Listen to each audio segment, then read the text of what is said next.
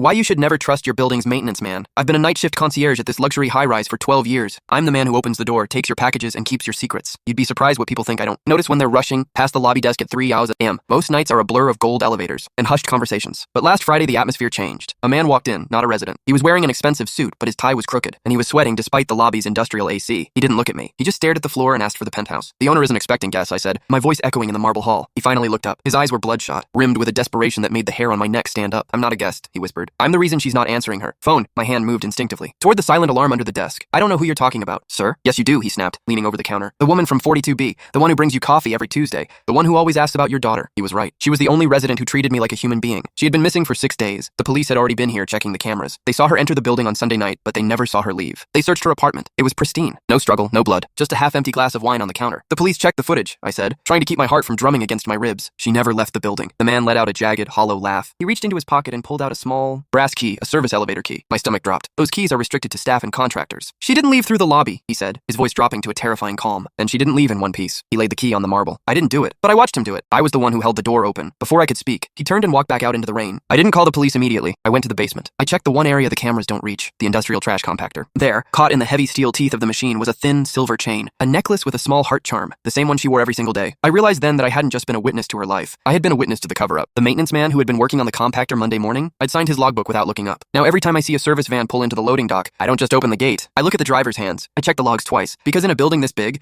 the walls don't just have ears, they have graves.